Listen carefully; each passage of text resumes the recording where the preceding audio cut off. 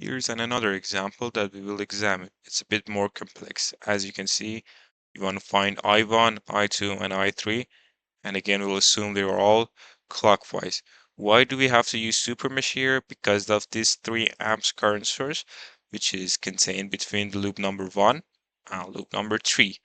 So I think you're guessing where we should form our Supermesh.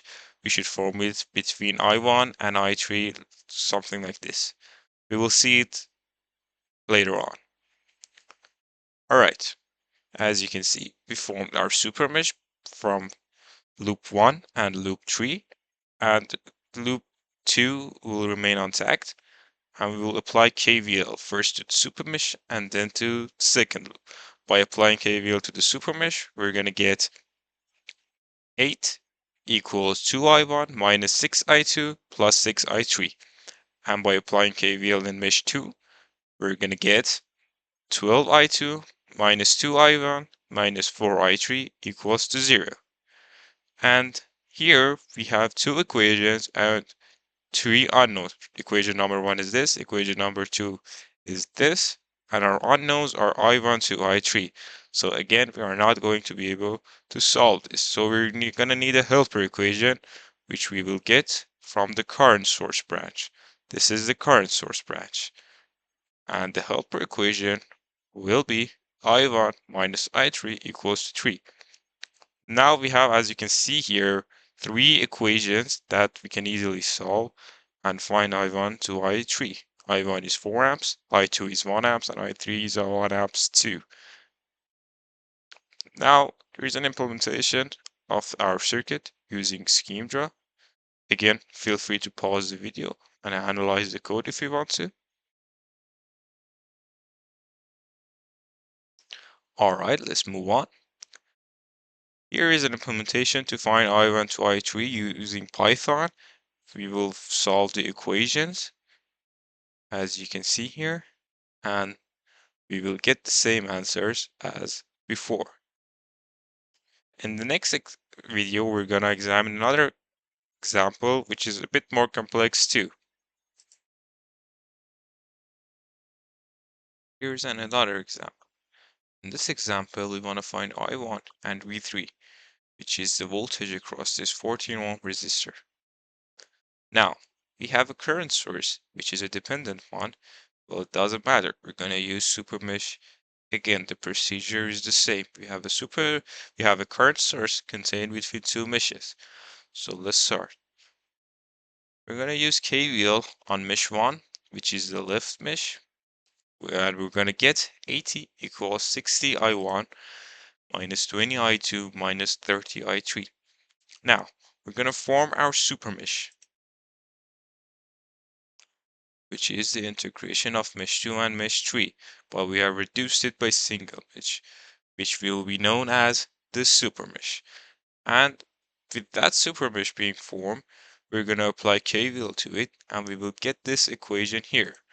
30 equals to 70 I3 minus 50 I1 plus 20 I2. But we have two equation and three unknowns, I1 to I3. So we are not going to be able to solve this. What we need is a helper equation, which is we're gonna get by examine this here, this branch, which is the current source branch. And by examining there, we're gonna get 50 I1 equals to I3 minus I2. 50 I1 is our dependent current source. So now we have three equations and three unknowns that can easily be solved to three answers, I1 to I3. Now that we have the three currents, we're going to be able to find V3 as well. By Ohm's law, we have V3 equals to I3 multiplied by R3. And we will put the values there and we'll get V3 as 104 volts. We have the piece of Python code to solve the equation. And as you can see, we will get the same results as we did above. So let's summarize what we said. Now, for supermesh analysis procedure, first of all, we're going to determine if the circuit is a planar circuit. If not, we should perform nodal analysis instead. In the second step, we're going to count the number of meshes, redraw the circuit if necessary. Then we're going to label each of the M mesh currents, generally defining all mesh currents to flow clockwise. We will assume they will flow clockwise because it will be simpler. You can assume they're counterclockwise, but really doesn't make a difference. So, in the next step, we're gonna see if the circuit contains current source shared by two meshes contained between two meshes. And from that, we're gonna form our supermesh to enclose both meshes. A highlighted enclosure helps when writing KVL equation. In the fifth step, we're going to write a KVL equation around each mesh or supermesh. We will begin with the convenient node and proceed in the direction of the mesh current. Also pay close attention to the minus sign. That's what will get you. So pay close attention to minus signs. In the sixth step, we're going to relate the current flowing from each current source to mesh currents. This is accomplished by simple application of KCL. And that's what we use when I said go to the current source branch. What we used in the current source branch is KCL, Kirchhoff's current law. And we will form our helper equation there, and we will express any additional unknowns such as voltages or currents other than mesh currents in terms of appropriate mesh currents.